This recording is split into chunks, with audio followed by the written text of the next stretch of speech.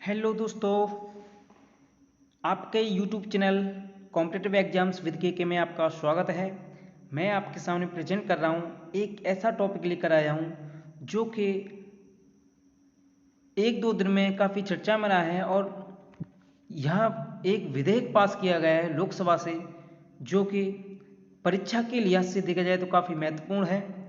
और इस टॉपिक का नाम है दोस्तों, जो कि लोकसभा में इसको पारित किया गया है, आगे ये राज्यसभा में लिया जाएगा। तो इसका नाम है खदान एवं खनिज संशोधन विधेयक, जो कि लोकसभा में प्रस्तुत हो चुका है। इसका पूरा नाम है दोस्तों खदान एवं खनिज विकास और विनियमन विधेयक 2021। तो दोस्तों खदान और खनिज विकास और नियमन संशोधन विधेयक 2021 को आज मीन्स इसमें ये परसों लोकसभा में प्रस्तुत किया गया है। कोयला मंत्री जो है प्रहलाद जोशी ने इस विधेयक को पटल पर रखा। विधेयक में खनिज विकास और विनियमन अधिनियम 1957 में संशोधन का प्रावधान है। ठीक है, तो दोस्तों इसके तहत क्या क्या बात रखी गई हैं, सरकार ने अपनी क्या बात रखी है, विपक्ष ने अपनी क्या बात रखी है, उनको लेकर हम इस टॉपिक में चर्चा करेंगे। तो इसके तहत इस बात की व्यवस्था की गई है कि किस तरीके से हम अपने देश के खनिज के उत्पादन को बढ़ा सकते हैं। और बढ़ाने की बात होगी तो स्वाभाविक है कि आपको मालूम है कि जो खनिज की खदानें होती हैं उनकी नीलामी की जाती है।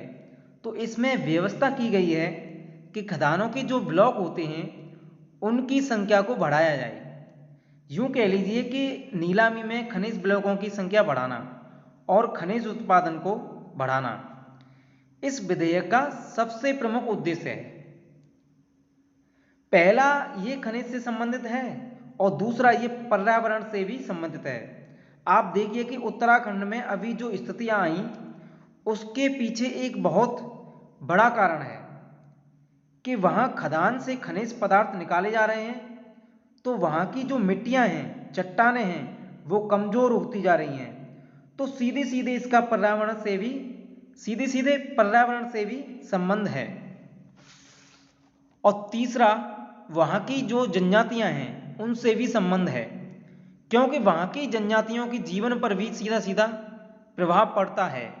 तो इसलिए यह विषय इतना इम्पोर्टेंट हो जाता है, परीक्षा के लिहाज में से देखा जाए तो काफ़ी इम्पोर्टेंट टॉपिक हो जाता है। ठीक है, तो सदन में शशि थरूर जी जो विपक्ष के नेता हैं उन्होंने अपनी बात रखी है और इस विधेयक का विरोध किया है। और उन्होंने जो 3 प्रमुख बिंदु रखे हैं वो आपको देखने चाहिए, जो कि काफ़ी इम्पोर्टेंट हैं। पहला बिंदु रखा है, पहली बात उन्होंने रखी है, उन्होंने कहा है कि संविधान के प्रावधान के अनुरूप नहीं है। यह विधेयक जो है ये संविधान के प्रावधान के अनुरूप नहीं है। यानी कि ये जो विधेयक है पेश किया गया है इसमें संविधान का पालन नहीं किया गया है।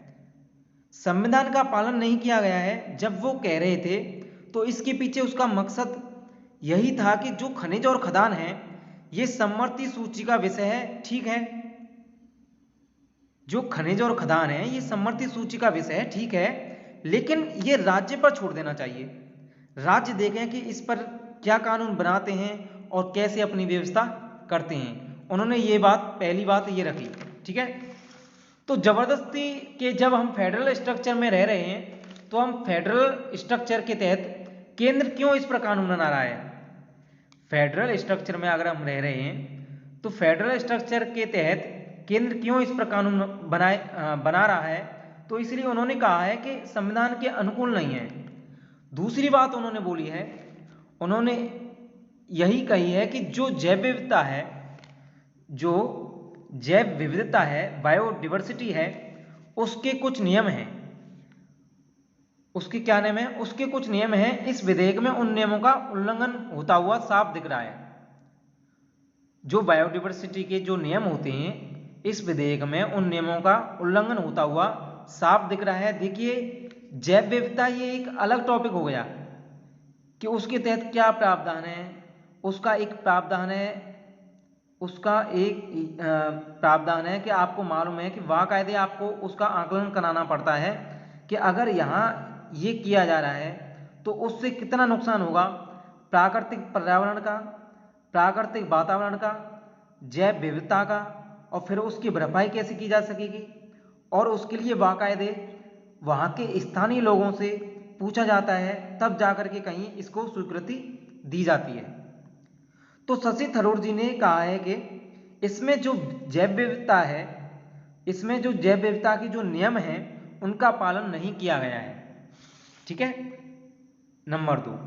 नंबर 3, तीसरा बिंदु उन्होंने रखा, तीसरी बात उन्होंने कही है कि जो हमारा जीवन का अधिकार है, फंडामेंटल राइट्स हैं, इसके माध्यम से उनका उल्लंघन हुआ है। वहीं जो आदिवासी और जनजाति क्षेत्रों में, खासकर जंगलों में, उस तरह की जो भूमि है वहाँ जनजातियाँ रहती हैं, वहीं इस तरीके के खदान तैयार किए जा रहे हैं, खोदे जा रहे हैं, तो उनके लिए, तो उनके जो जीविका का साधन है उसका आघात कर रहे हैं, पर्यावरण को भी नुकसान पहुंचा रहे हैं। तो इस तरीके से जो फंडामेंटल राइट्स हैं, जो जीने का अधिकार है, हम उनका उल्लंघन कर रहे हैं। तो ये 3 पॉइंट्स आपके दिमाग में रहने चाहिए जो कि शशि थरूर जी ने रखी हैं। आगे काफ़ी लेख आएंगे अखबारों में, काफ़ी एडिटोरियल कमेंट आएंगे, उनको भी आपको पढ़ना होगा कि उनसे नई नई बात निकल के आएंगी, तो आपको एक इस पर नज़र बना के रखनी होगी। ठीक है, जब ही एक टॉपिक हमारा पूरा तैयार हो पाएगा। ठीक है, तो सरकार ने फिर इसका जवाब दिया, शशि थरूर जी ने ये जो अपनी बात रखी, सरकार ने इसका उत्तर दिया। मंत्री जी ने, जो प्रहलाद जोशी जी हैं, उन्होंने संसद में कहा, लोकसभा में कहा कि इसका उल्लंघन नहीं किया गया है। उन्होंने बोला कि किसी का उल्लंघन नहीं किया गया है, क्योंकि ये विधेयक जो लाया गया है ये 7वीं अनुसूची के तहत लाया गया है। ये 7वीं अनुसूची के तहत लाया गया है, 7th शेड्यूल के तहत लाया गया है। तो ये, इसमें कोई उल्लंघन, संविधान का उल्लंघन नहीं किया गया है। ये बात मंत्री जी ने बोली है लोकसभा में।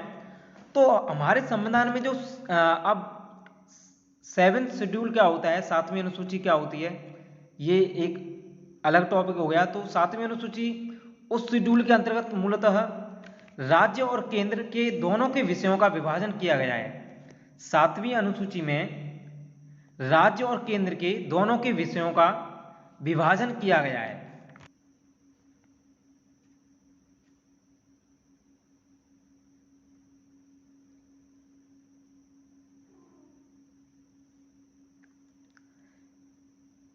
सेवेंथ शेड्यूल के अंतर्गत मूलतः राज्य और केंद्र के दोनों के विषयों का विभाजन किया गया है, यानी कि बंटवारा किया गया है।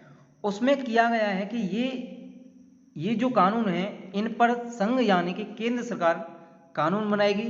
ये ऐसे ऐसे विषय हैं जिन पर राज्य सरकार कानून बनाएगी, और ये ऐसे ऐसे विषय हैं जिन पर दोनों कानून बना सकते हैं, केंद्र और राज्य, जिसे समवर्ती सूची कहा जाता है। लेकिन यदि केंद्र के कानून के विरोध में राज्य सरकारों का कानून है, तो राज्य सरकारों का कानून निरस्त माना जाता है, यानी कि केंद्र सरकार का कानून ही माना जाएगा। देखिए, अभी जो कानून किसानों का आंदोलन हुआ है, अभी जो किसानों का आंदोलन हुआ है, उसके पीछे कहीं ना कहीं आपको इसी तरह की भावना दिखाई दे रही है कि केंद्र सरकार ने कृषि पर कानून बनाए, राज्य सरकार भी कानून बना सकती है, लेकिन केंद्र सरकार ने कानून बना करके उसे राज्यों पर थोपने की एक कोशिश की गई है, जो कि आलोचना के रूप में कही जा रही है। तो खनिज के बारे में भी ये हो सकता है कि आगे ये बात कही जाए, लेकिन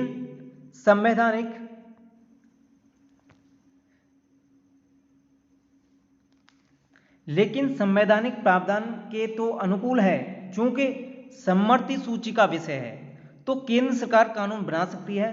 तो दोस्तों, ये बहुत इंपॉर्टेंट टॉपिक है। मैं चाहूँगा कि आपका पूरा ध्यान इस पर होना चाहिए, क्योंकि अभी इस पर काफ़ी लेख लिखे जाएंगे, काफ़ी एडिटोरियल कमेंट आएंगे, तो हमें उन पर एक नज़र बनाए रखनी चाहिए, क्योंकि परीक्षा के लिहाज से काफ़ी इम्पोर्टेंट है।